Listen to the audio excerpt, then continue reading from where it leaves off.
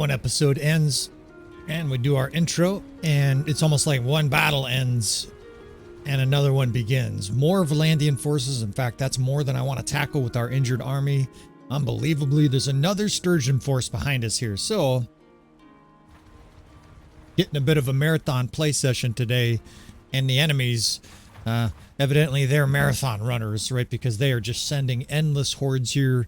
Let's start an episode. Let's go ahead and make a new one here. Welcome back again, friends, to another episode of Tactical Enlightenment. Welcome back again to our epic Vlandian campaign. I've got a solid 2.5, 3 hours today to play and make content in this amazing campaign, and we're going to continue to try to broadcast the majority of the action from this stage out on the campaign. I will make exceptions, especially if the battles are somewhat monotonous. We'll do some editing, but at this stage of a delicate campaign, I think it's imperative to show you guys as much as we can here. Speaking of showing you fellas, we've got our army here rounding out. We've got some imposter troops here as Baron York continues to be a nationalist and only use Vlandian noble units. Search for these evil Sturgeon forces and jettison them on the highway. And let me show you what we got going on here. We just broke off an episode. More Vlandian forces are coming into siege. They're raiding, and there's another Sturgeon army coming into siege, Ormanfard. Ormanfard for sure is the most active area in this campaign. That used to be called the Baron's Alley, and there were jokes that it was called the Baron Alley after the Baron got slapped around and the enemies started taking it. So it's had various different names in our little magical world here, and we continue to pull you guys along in this epic Vlandian campaign. I hope you guys have appreciated all the twists and turns, plot twists and whatnot, and of course the Baron's children still promise to factor into this campaign on some level. They're down there doing their thing. You can watch in the lower left corner. Sometimes you'll see Rylan or Rose capture so-and-so, and sometimes, of course, when we play the Khazate portion of this, you will see the Baron doing his thing. Now, it feels like a treadmill, like we're not getting anywhere, but I assure you, we're making advances here. As long as you're winning battles in Bannerlord, you're making advantages. One of the things we're doing is we're strengthening our cities and garrisons. Very slowly, we're getting 2, 3, 4, 5 troops each day. The Baron's army is 1,000, right? The Baron actually has a very powerful army, and very slowly, that total strength is getting larger. The Vlandians and the Sturgeons are becoming war-weary. That is a thing even with the Strength and AI mod. It's a little harder, of course. Actually, it's a lot harder with the Strength and AI mod, but that is, of course, the purpose. If you can handle this kind of gameplay, if you play with the Strength and AI mod, you can handle any scenario in Bannerlord. Now, I think we'll fight in the open here.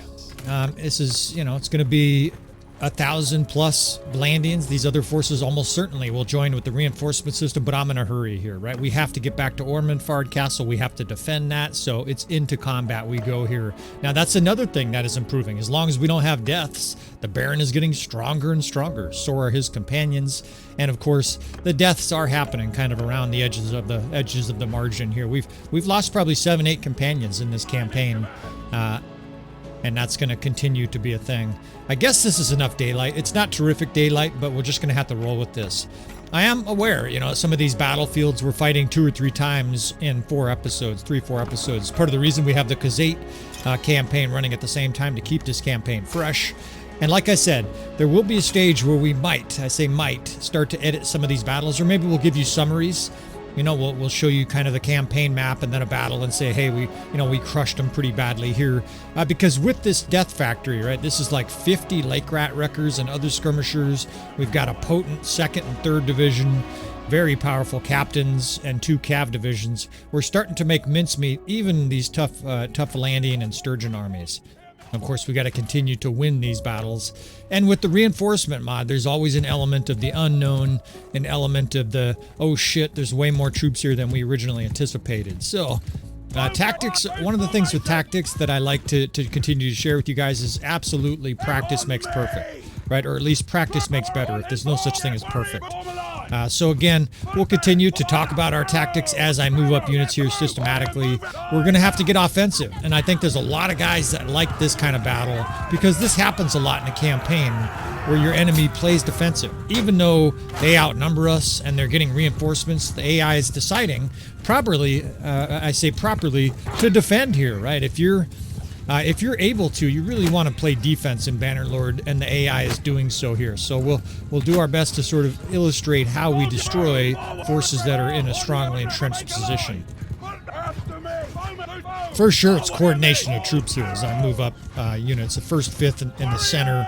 We're going to have this strong line of heavy infantry just absorb arrows as the rest of our units move into play. The other thing is you're using this terrain, these little tiny hills, almost like a Civil War warrior or anybody else in warfare, right? You hide behind the trenches. When the enemy's shooting at you, you look for these little tiny ridges to hide behind, and then, of course, use combined attacks. The last thing, of course, that's always essential with these tactics, universal, is leading with heavy cavalry. They're not very good offensively, but terrific defensive units, and terrific at absorbing enemy counter cavalry charges and absorbing arrows, right? We'll move our units up behind them. We'll move our archers into position. And what I like to do is then move that cavalry division as soon as the archers are in place. And it's like moving cover for all your guys to start shooting. Now, it's a huge barrage exchange here. The enemy has a huge amount of archers. But if we could get in there and sort of start maligning their troops, once they're being shot and throwing weapons are pouring in, I think we'll have good results.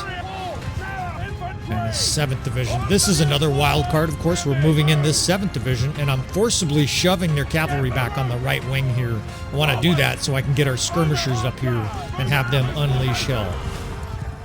So over here, just shoving our cavalry straight at their cavalry on this wing. We're hemming the enemy in here. It's very systematic. Systematically remove some limbs. The 2nd and 3rd Corps here are married, of course. That's that shield and shock. When the enemy cavalry mingles in here and charges, we send that 3rd Corps. Now here's a great spot, right? Anytime, like Napoleon, you can get a little overhead view. This will help you guys as well. On the other side there, we have the 6th, 7th, and 8th, and I'm just systematically closing in the net. So the 7th and 1st, we're moving up. That's our skirmishers and infantry. I'm fucking getting surrounded here by horse archers. Behind the lines there, we're sparring with their cavalry, and I like that matchup, right? That's our shock troops versus their cavalry. It's very much a chess game, right? We're just trying to take a bishop for our pawn each strategic move here. Now our skirmishers are in place. The 1st Division is just face-to-face with the enemy here, right? And so what I like to do is just put them in their face and then either form a square or hold a shield wall. They're absorbing arrows. They're absorbing throwing weapons. Meanwhile, our skirmishers are just dumping javelins in on that far right flank. Over here, the 2nd and 3rd, we're going to drive right through the backs of the enemy. That way, none of their archers can spread out. Our archers have pretty good position back there. Theirs are going to be sprinting for their lives while they're chased down by banner knights. It's a little bit chaotic here, and their archers are trying to scram, but our cavalry is right behind me, right? You stick to me, and let's trample some bitches here. It's one of the best uses against enemy archers, just to drag them right through them, right? The other cav division is in a square for survivability because I want these archers protected over here, continuing to spar with our skirmishers. And that looks good. It's very, very messy. I'm sure some of you are like, I mean, you talked a lot of tactics, but I can't see what's going on. Anybody still using these for tactical guides, I would recommend you check out one of our 30 or 40 tactical episodes covering kingdom matchups, etc. These are more cinematic, chaotic battles than they are tactical expositions. And I think this is good. The 3rd Corps is definitely boring and hard. We must have 30 to 50 Varangians, so a little bit of an advantage for us, although, of course, the Vlandians have their own Varangians. That's our companions, and not companions so much as the clans. The minor clans are recruiting them, and we're just going to roll with it. Our enemy certainly outnumbers us when it comes to Varangians. Now they're bringing up reinforcements here. Fuck, took a spear right to the fucking arm. And I emphasize this a lot, right? The first maybe 5-6 minutes of a battle, there's mega tactics. After that, it starts to devolve, partly because you're getting reinforcements, partly because the AI comes in and dribs and drabs and just charges. You could still do things that are tactically oriented, especially in a really long battle. With battles like this, you're better off just having guys charge, be aggressive, archers in good position, and then occasionally drag cavalry through their archers, right? Try to cause some carnage. It's starting to look a little bit sketchy here as they have this big archer line up on this hill. Die! And this is where your skills as both a commander and a warrior are so essential. Let's get this skirmisher division up here. We need all these shields up here. This is clearly going to be another death match. The Baron enters foot combat here. I love fighting on foot, and the bottom line is that with a good infantry line in front of him, the Baron is much more deadly on foot. Also, of course, all of the action is in front of me here, so it's a lot easier to command and see what's going on. Get in here, all these little tier 3 and tier 4 crossbow, interrupt, kill. Let's help Baron York. I swear that said villagers join. I gotta focus here. And the Baron is becoming quite the bloodthirsty warlord, right? Not just as a commander, but as a warrior. With 280-something, two-handed skill, 300 athleticism, and outstanding armor, he's becoming a wrecking ball. He's not Hugh the Hammer, he's not Wazuban, but he's becoming at least in their league as far as terror on the battlefield. He can outrun opponents, cut them down, everybody dies in one shot. And he's swinging his weapon fast. No custom weapons this campaign. Although we still have George the Bandit King, right? I reserve that right. If the campaign's going really badly, maybe we'll break out George's smithing skills. I think he has like 160 something or 190 smithing. We'll see. It feels artificial, but the whole campaign is artificial. Now they have a line of Varangians here at the back of their fucking formation. How nasty is this? They won't die. They've got elite armor. Pick your battles. Just run away from them. Say, fuck it. They're chasing after me 150 miles an hour. They're so fast. They block everything, and they don't die. Everybody else dies to one shot, but the Varangians have such good armor that they don't. It's almost like they're these uber lords running around. Have a shield, you fuck. And it feels like we have this, although I'm starting to feel a little bit too deep in the enemy lines here. We'll grab a horse, spear a few of these guys here, and reassess our lines here. It's just a lot closer battle than I anticipated, but the enemy did get reinforcements, so... See over here, they still have fucking high-end archers pouring in. There's a huge enemy line here that our troops are surrounding. That looks good. Okay, we got this side over here is pretty well covered. So another bloody battle, but I've said it all the time, Bannerlord absolutely... Oh shit, are these more reinforcements? More elite horsemen here for the Baron to fucking bloody up his sword on? Still got half a health bar, so I'm liking it. A little woodsman. Off go your limbs. Every battle you win in Bannerlord is a victory. I mean, you can have Pyrrhic victories. Nobody's ever heard of, or somebody's never heard of that term. Basically means a battle that's so bloody for you that you win the battle and lose the war. It's amazing. Even in modern day with all this technology, hundreds of years removed from medieval warfare, we still use all these terms like it's a Pyrrhic victory.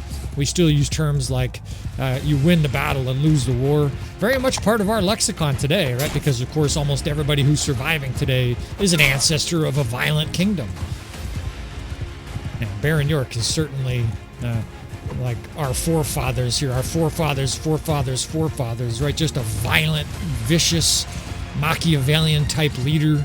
Completely savage to the bone.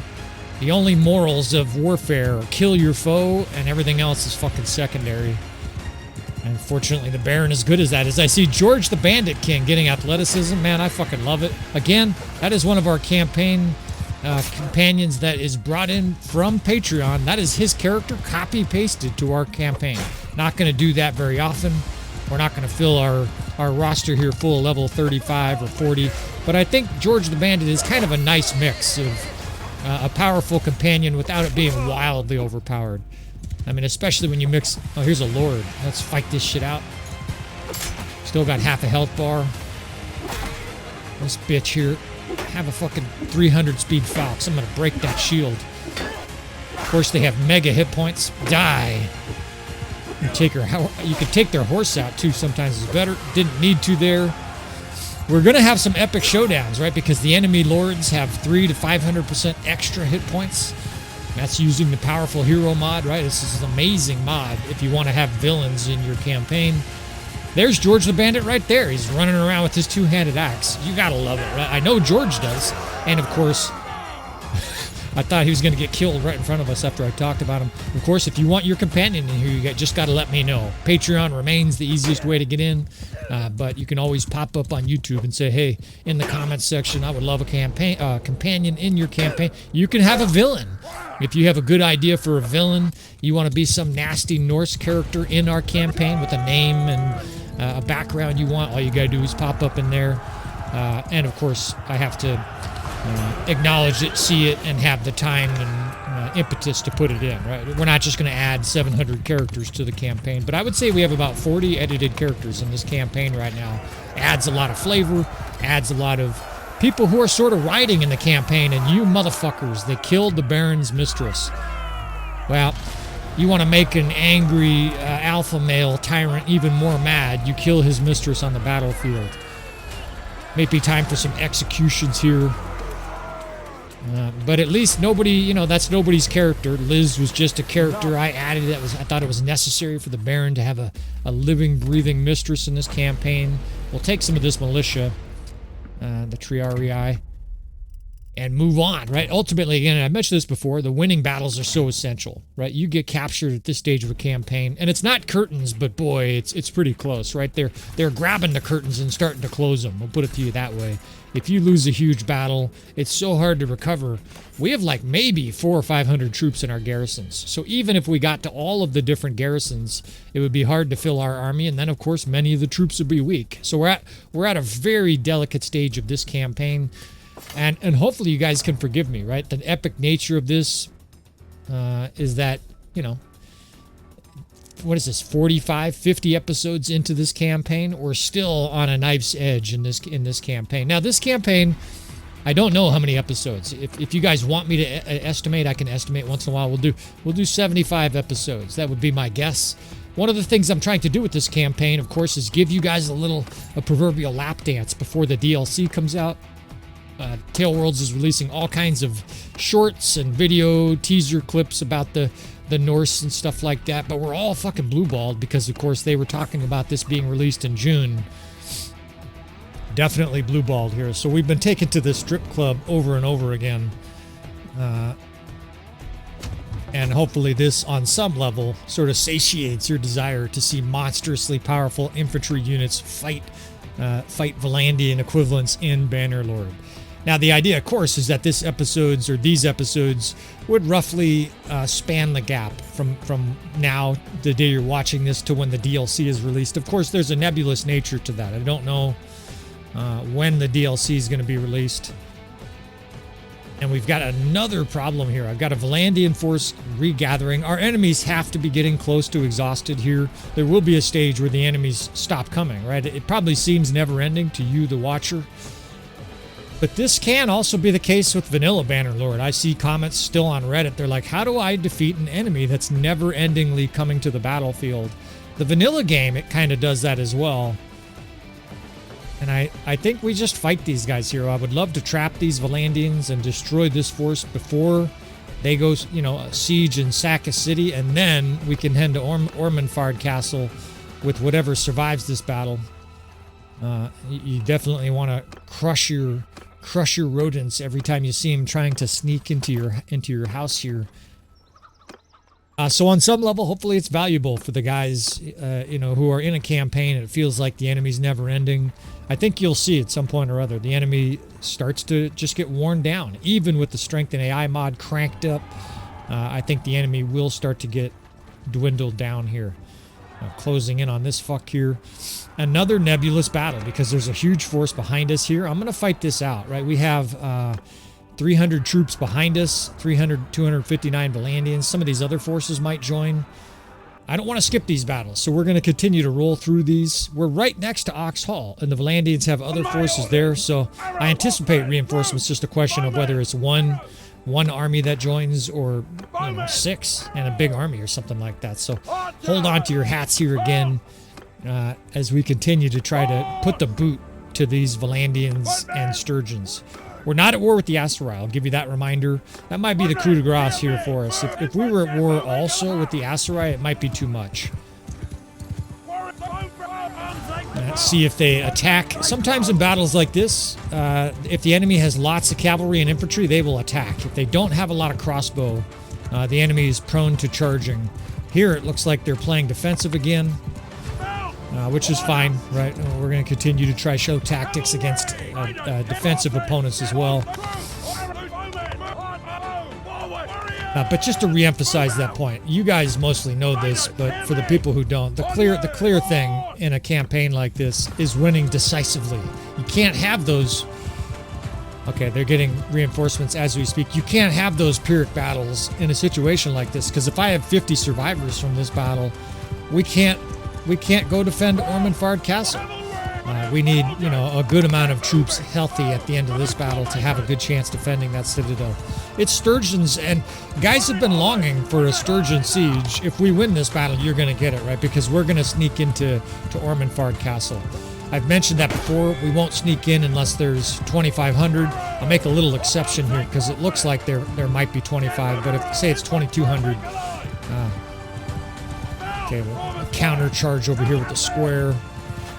If the enemy has, a bunch of troops sieging 1,500 and we have like 300 defenders, I'll sneak in. A little alteration to that rule, self-imposed rule. It's still going to be brutally hard, right? And I don't want to just give up the castle because we've put in this artificial rule. As a rule of thumb, though, you're not going to see us sneak into cities and castles when we have 700-800 troops, right? I'm either going to force us to fight out in the open or leave. So just to make this campaign extra hard, sorry dude, I thought you were the enemy here. I should probably stop talking and focus on tactics. The enemy is in a defensive death position. They're in a ring, and even though they're on a little elevated plateau, I think we're going to be able to pound them with ammunition here and force them to vacate that ring. Having some difficulty commanding here. Let me focus a little bit more. They've got a ton of cavalry on both wings, and I've seen reinforcement coming in. I'm not sure how much reinforcements are here. The reinforcements may not enter that ring defense that the enemy has, right? They may come in and just attack. The reinforcement mod adds so many unique elements here. Now that far side, I'm not charging the ring, right? We just want to charge and kill the cavalry that's outside of it. This is what we want. We want our archers pounding that ring. I've got skirmishers over there. They can fucking unload javelins left and right. That's going to be very effective. We'll move these guys right up towards the enemy so they can dump javelins. Now we're being attacked vigorously here by cavalry. And the enemy it looks like they just broke out of their circle defense. Fucking landscape, come on, man.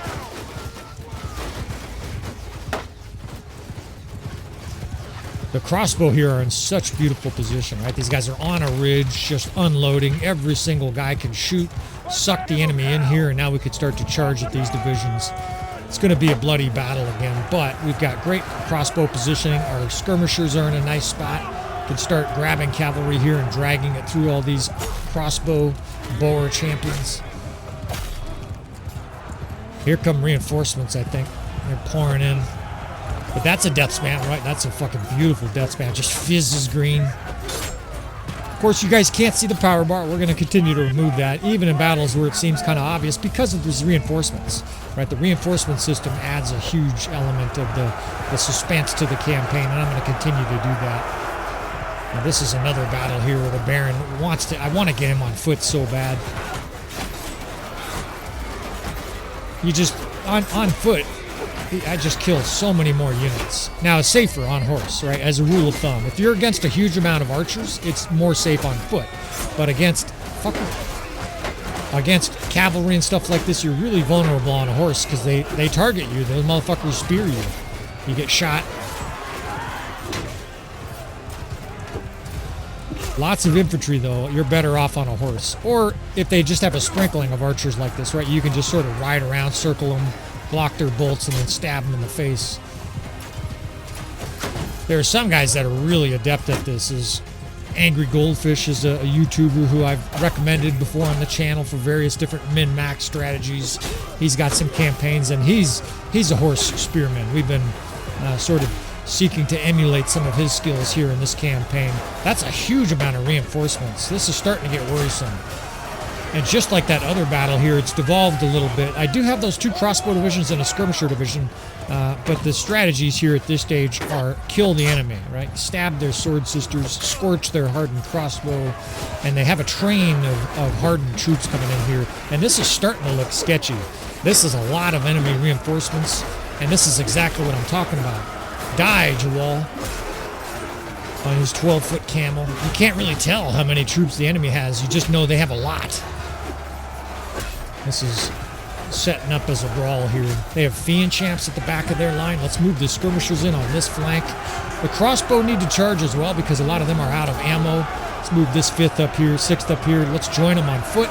I've got this nice line of shields to charge with the Baron. In we go, boys. The companions are in here working. I see kills by our companions. Ephraim the Wanderer. Can't look very closely. I'm being shot. But I still have half my health bar. And the Baron is becoming extremely hard to kill. Right? With his elite armor. We got that great armor piece recently. I wish I had a legendary Falx. His Falx is a vanilla Falx. We haven't gotten any elite sword yet. But it's more than fast enough. The Falx is by far the best vanilla two-handed sword. Blowing up shields, carving guys apart. And the key is it's fast, right? You're just cutting everything apart. It's got decent range, not great range, but it's more than adequate to just carve a path. In fact, I took 200 damage and didn't die. I'm alone here, but we've got some fucking combat skills here and half a health bar. And critically, all these guys are trying to shoot, right? Most of these guys aren't trying to attack the Baron. So you just kill the guys that are just trying to shoot. You got your bow out, you get slashed. And you know, some guys, it makes me dizzy when you're flying around. Well, not much I can do about that shit. I'm trying to survive here against the elite enemies. All right, I got some help here finally. Let's push some units up here. I still got half a health bar. God, they have a lot of high-end archers here. Fiend champs. Moving some defensive units here ahead of us. We've got a real brawl at the end of this battle. We've had an unbelievable amount of close battles in this campaign, and here we go again.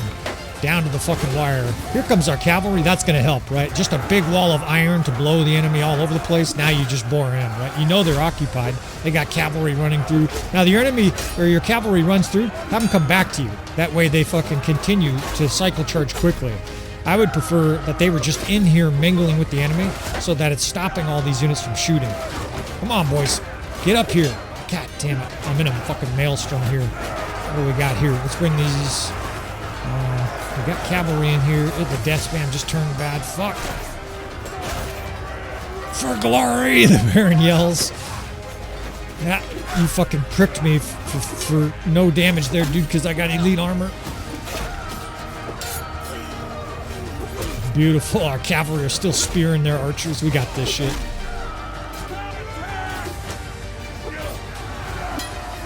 Well, it's not a Pyrrhic victory, but we barely have any troops. Maybe we've got 150 after this battle here. It's hard to know, but it's a victory, right? And how many times have I mentioned that? That's the most important thing. The battlefield is just littered with the carcasses of the dead. It looks like an epic battlefield. God, these guys are still alive. Die. And of course, they're fighting like beasts.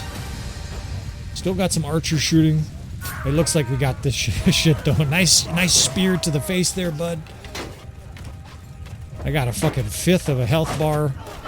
And this campaign, right, especially the fellas on Patreon that have seen the first 10, 12 episodes of this campaign. If you're not aware, of course, this campaign starts like at day 200 or something. I didn't include some of the very early battles in the Baron's escapades. There were incredibly close battles, including, we'll give a little pump to the Patreon portion of it, a battle where the Baron was the last man standing in a huge battle, right? Battle against 1,000 versus 1,000, and he was it. It was pretty amazing.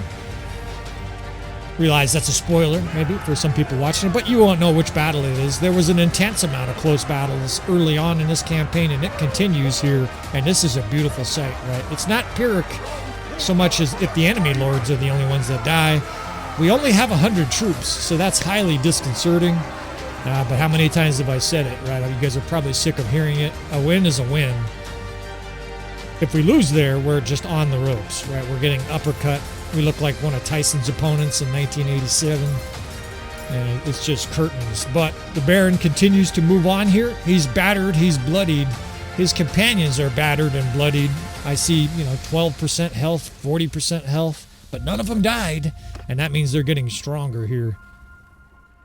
A little autosave. All right, we get a little refreshments here, some caffeine, so my narration doesn't suck, and we continue to plow on here. 90, 50. Well, we don't have much choice here. I could give it up, but that's the ultimate, that is the ultimate treading water, right? You can't give up situations like this. I just mentioned that we didn't want to have, a Pyrrhic victory there. I don't know if it's a Pyrrhic victory, but this is an incredible amount of injured troops. 90% of the Baron's army is injured. I'm not quite to the point where we're going to make companion parties for the Baron.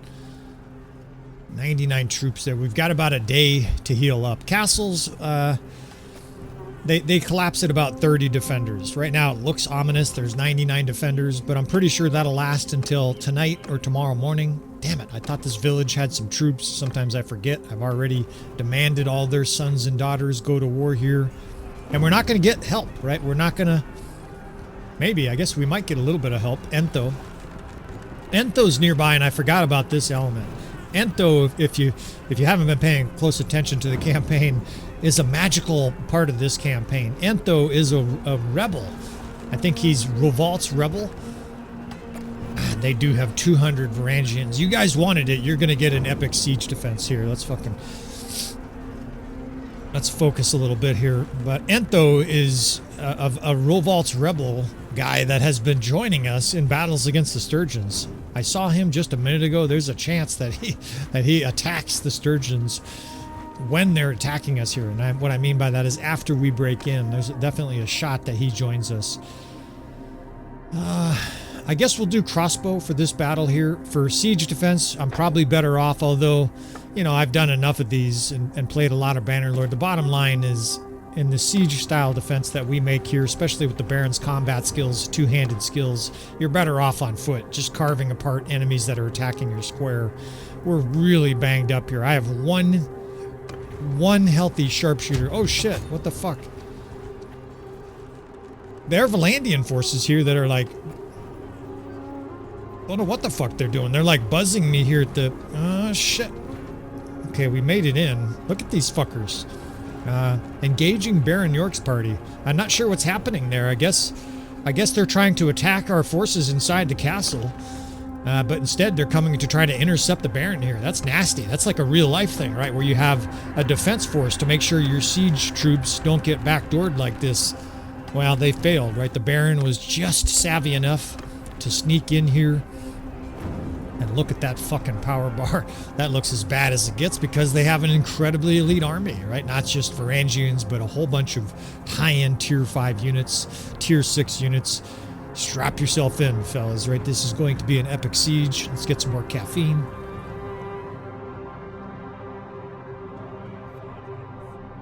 I love this castle layout for defense. It's one of the better designed castles in Calradia. It's this triple sequence fort here. They have a siege ram on our right side. We've got to prioritize destroying that. So here's my thought process. Back here, this tower is safer for fire catapult. You don't get shot as much. I want to fire catapult over that center. That way we can dump fireballs into the enemy. Let's go ahead and let's see. We'll probably just remove that one outright. If we put a fire catapult there and over the center, then we can put one over here. We can use a little bit. Our troops will use a little bit. There's no siege catapult on the left. And now we've got to put a defense force here at the back just in case the siege tower survives. We're going to try to destroy it, but you want to make sure that you're prepared. Okay, we got to fix this division. You want to make sure you're prepared in case that siege tower makes it.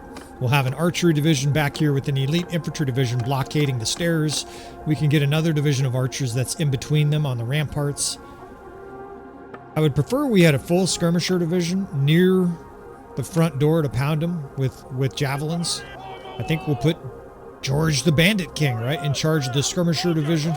We're going to continue to get you fellas involved in this campaign. Also means you might get killed, George, but You want glory, you got to risk death, right? The Baron is risking death every single battle. Not to mention, there's a very real chance he still gets executed in any loss, especially against the Vlandians, where his relation with most of their lords is, minus 100. It'd be minus 700 in real life. Now, I don't want these guys here. That 4th Division's not going to be able to stay there. They will get shot. We've got a few archers down there on that rooftop. This is why this is such a good city to defend. You got these 2 different rooftops here. In fact, I could put a big division of archers, like the 5th over here, and look at this shit, right? That is gold. That is fucking 48 archers with a few skirmishers in there is fine, pounding the people at the gate because, of course, the gate is going to be where the action is here. We're going to try to bottle up both entrances to the enemy, but we're also going to try to destroy that siege tower too. So I'm primarily focused here on the left and the gate. So George the Bandit King, we've got Zeus, the son of Zeus, is in this battle. That always feels good, right? When you've got the son of a god on your side, that feels good. We've got, of course, Marco. Marco, you're going to get the heaviest duty, right? We're probably going to put you either in charge of the 4th Division, holding the back, or at the gate. Let me see how this lines out. We get some archers stretched out here. That little fucking arrow barrel's in the way. I'm not thrilled about the position of those guys. I'll probably move them, especially if the enemy gets to the back door there, because they'll be accessible via the ramparts. We've got some of these nice Skolderbroda captains, right? How nice is this to have high-end Skolderbroda captains? They're pretty good, right? They got like 240, two-handed skill and stuff like that.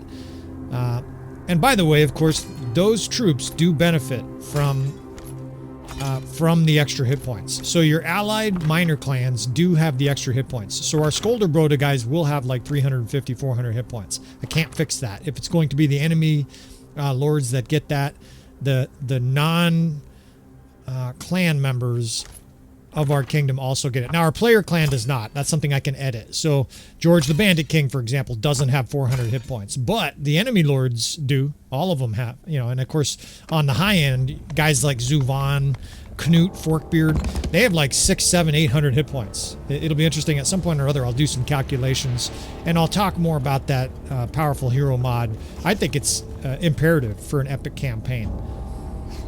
Now, I don't have any help up here for some reason, but I've got a beautiful line of sight here.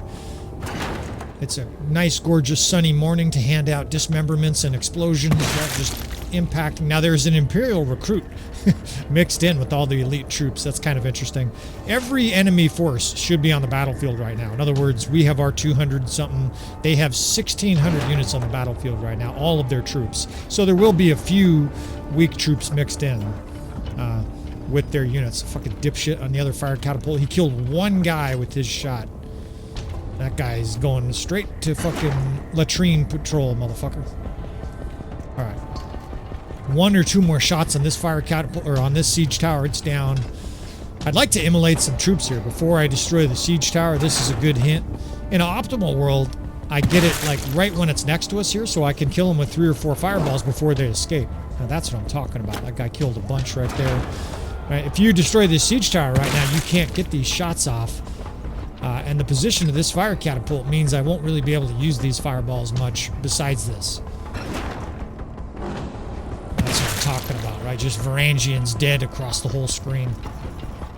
And it's a huge phalanx. The power bar looks so grim. You probably can't see it, but man, it looks bad. Okay, we destroy their siege tower. It's a little too early, though, because I can't really use these fireballs. So I was just saying, this is how to do it, and I didn't do what I was trying to show you fellas. Optimally, you let that fire catapult, or that siege tower survive just a little longer so that you can get off another 4 or 5 rounds and kill, a couple hundred elite troops. God, there's a lot over here, too. And now the enemy is just pouring forces this direction. Now, I've got an infantry division on that ladder, preventing the enemy from getting down to that rooftop. It won't hold out forever, especially if the enemy charges it, but at least it's going to be secure for the early parts of this battle. I've got a... Damn, I thought I had a fire catapult over here. I got a regular... Oh, that's right. The fire catapult's over the main gatehouse. We'll still be able to use it, but I actually now, in retrospect, I wish it was right here, right? Because all those fire catapults, I could lob them down on the troops coming up the ladder over here. These are the kind of things. I still make mistakes as commanders. as a commander, right? You just... we'll see if that's fatal or not. This is going to be a savage battle here. I mean, there's an incredibly powerful host attacking. Our force is severely wounded, right? We are badly wounded. And it really is kind of... you know, the war of attrition is really taking its toll. It's taking its toll on both sides, right? The enemy's seriously wounded, too. These fuckers are all spreading out now. God. Gosh darn it. Well, once in a while, we'll save you guys from blasphemy. I get some guys who are like, I can't stand your blasphemy, right? God, when you say G-O-D, damn it, like they freak out and stuff like that. Well, I'm not trying to offend guys who are religious, but it's also the 21st century. Heaven forbid Voltaire was still alive. He'd be letting you guys have it.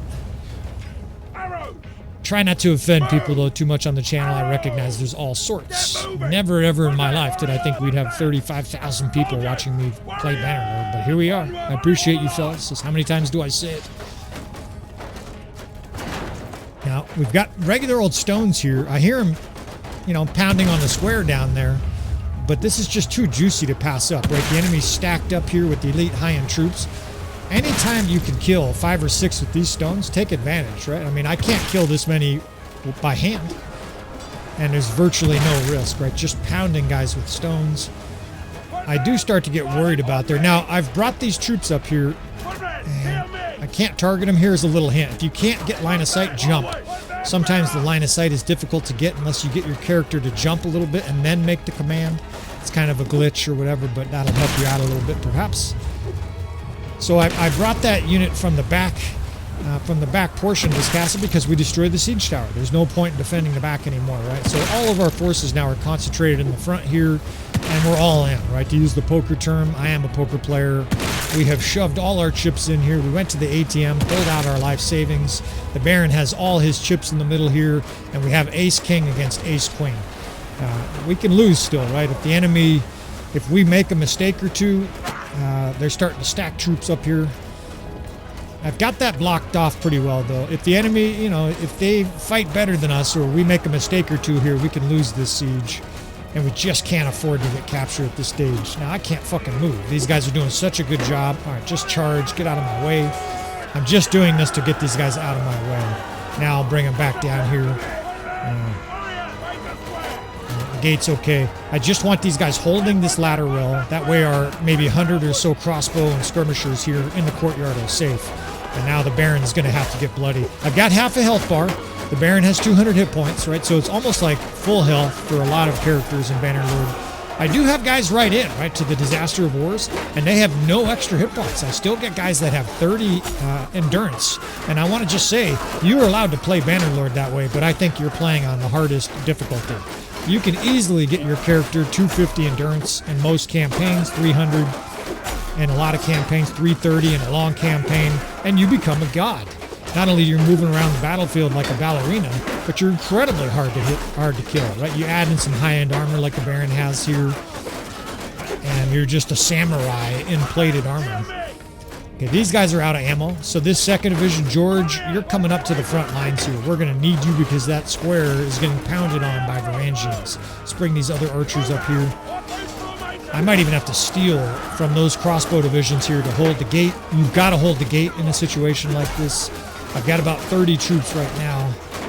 Tribbles. Enthos parties joined as an ally. It's fucking beautiful, man. I mean, I get a little teary-eyed almost. We've got this rebel.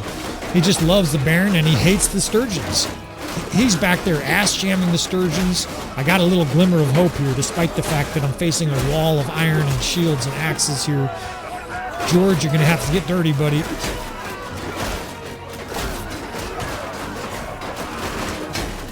I've got 2 different squares here now. The first is slowly being pulverized, but the crossbow is shredding it. That 3rd division up there is holding, and I have a reserve division there if I need it.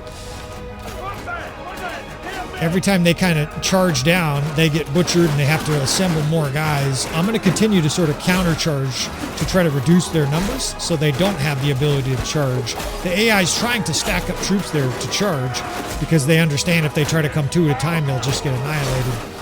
But we've got 4 crossbow divisions pounding them too, right? So they're really under heavy fire here.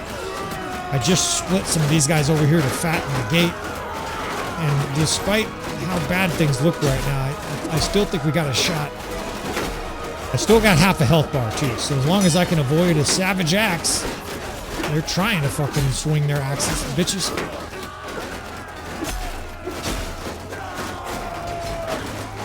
Oh shit.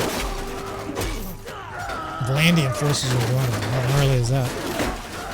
So Enthos rebels, can't see them of course, but they're out there attacking the Sturgeons from behind, probably attacking their crossbow and archers.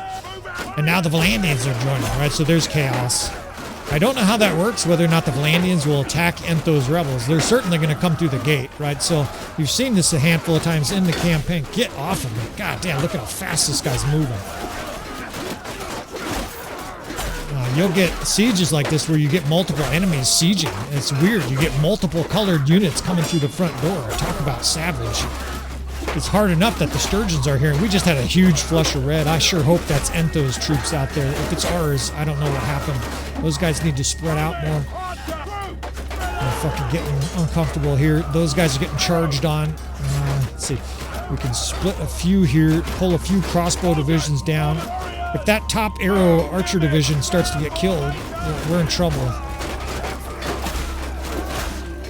It's non-stop elite units still. Fuck. There's a handful of recruits though. I like it. Somehow they have dark hands. What the fuck? You fucker. Heroic line breakers left and right. We're all excited for the Nords, right? The double shock troops, I'm not thrilled about it, being perfectly honest. I guess if I was going to make a double shock troops, the way I would make it is have a very short, fast-axed warrior. And of course, Tailworlds doesn't give a shit about my opinion. But I think to make the Nords ultra deadly, I would give them an ultra fast-axed, two-handed axe, berserker type units, right? With light armor, moving in, swinging their weapon incredibly fast, cleaving, right? Hitting two guys at once. And then I would have an ultra-long polearm kind of shock troops, right? Like I'm an Avalon Plus with a huge blade on the end or something like that. Otherwise, there's not much point in having multiple shock troops if they don't differentiate. We'll have to see how this mod compares with the Nords. Right now, obviously, these... Oh, shit. We're killing horses here. I don't know. I don't think that was my horse. God damn, it's starting to get fucking challenging here. This Varangian here is just cutting dudes down. Die. I gotta say, of course, we haven't even seen the Nords, but the job that the Lord of Middle-earth did with this mod at making... I'll have these guys hold that square right there. I want the enemy sort of engaged, but not coming down too far. God, we're really getting low here. Hold that thought. Here come red shields. Mother effer. The fucking Vlandians are coming in now. I'm down to a fifth of a health bar. There's Sturgeon Lords here. Fuck! I just got slashed on the head. The square is almost dissolved. At least the stem of the enemies is sort of coming to a trickle instead of a flood. We're really low on troops. The fighting up there is getting bloody. The archers are in good position here. I need to steal some of these units though. There's 20 there as they fight Varangians. The gate is now blown open, so we're down to the fucking nitty gritty here. What can I do? What can I do? Let me think. Don't want to pull those archers from there. These fucking guys, of course, they just don't die. I can pull some of those guys down from that 5th division. I can't have the gate wide open if the enemy has another push. There's no big forces of enemies pouring through quite yet, though, right? It's mostly the forces that are over here on the right, or on the left, rather. We can start pulling this square, and if they come down, we'll just have to confront them. The enemy's still coming through the gate, but it's slow, and they have archers. Look at this guy's cornered. Kill him, boys! Okay, that looks good. Another fucking battle to the very edge of hell here. They're still trickling through, but it's a trickle. Thank God it's a trickle, as I have a little raggedy 1st division here. Spread out, boys.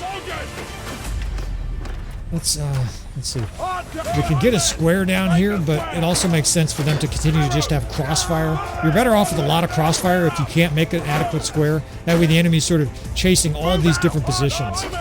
400 infantry on the other side. And the center, there's only 100 though. So on some level, the enemy's committed too many troops to the left side, and they're getting bottled up there. We've got that infantry division sort of clogging them over there, and that's helping out a lot. They're being scorched by archers. These archers, I think let's just leave them here on this far side over here. God, the gate is fucking tight. Oh shit, they're charging. All right, let's bring this infantry division over here. Oh, they're getting scorched by archers. Shoot them, boys. Oh, man. If they charged here, I thought this battle might be over. Instead, they're charging out the door. Look at our little militia in there swinging his hatchet. Kill them, little militia. That's right, bitches. You fucking sturgeon bitches. Rout. Oh, God. I think if they made a full charge here on the left side, the battle would be over. A little bit of bluff, a little moxie in this battle here to pull this victory off. Now, I want to chop down that Lord. Maybe a little gift. I mean, we did have a good defensive position, but ultimately, I don't give a fuck. However it worked, victory is victory here. Another nail-biter here in this campaign, and it is fucking glorious. We got raggedy militia left, and the Baron's flag continues to fly above Ormondfard Castle. We've been blessed. Now you just cringe. No death, no death, no death. No death for anybody. You know, so you get battles with 6 deaths, and you get gnarly battles like that with no deaths. Look at Marshal Saxe. Attaboy. Marshal Saxe, of course. He helps us out a lot on the Patreon. I greatly appreciate that. It's Joel Hall. Call him out by name. People are going to start sending mail to you. You're a celebrity now. I appreciate all the help with the Patreon. I never even heard of Patreon or Discord before I started this shit. But now we got a Patreon channel. Now we're doing some Discord. There's an incredible amount of Bannerlord enthusiasts on the Discord, right, doing all kinds of tactical conversations, talking about campaign problems. I dare say a bunch of experts too. I go in from time to time, and guys are giving incredible advice when I'm not even there. So a little kudos and a appreciation to you fellas on the Discord. And I gotta take a fucking break. I'm all pitted out. We're gonna hide in our castle here because there's still a bunch of hostiles outside. And man, what a campaign this has been, man. If you fellas are riding along with me, if you've got even a quarter of the sort of emotion invested in this campaign, you guys must be digging it. Of course, George the Bandit King, Comet Royal will get, you know, I promise you we'll get you a new character back in the campaign eventually. Those who die, right? We salute you, and we will try to get you folks back in the campaign. Those who I haven't gotten the campaign, we will try to get you into the campaign. Of course, I'm referring to people who have character ideas, character companion requests, villains, etc. All right, I'm going to wrap this episode up. This was quite a 3-hour spree. Probably break these into 2-3 episodes and continue on with this epic campaign. We're starting to make a little ground here, right? It's very much like a salmon trying to go up a steep stream, but we are gaining on the enemy in this epic Vlandian campaign. Of course, if you want to see more, now's the time to subscribe. You hit that notify button. That way you know when new episodes come out. Please hit that like button on the way out. Leave any comments, requests, criticism, all that kind of stuff in the comments. I appreciate you fellas. And the Baron and I will see you friends next time.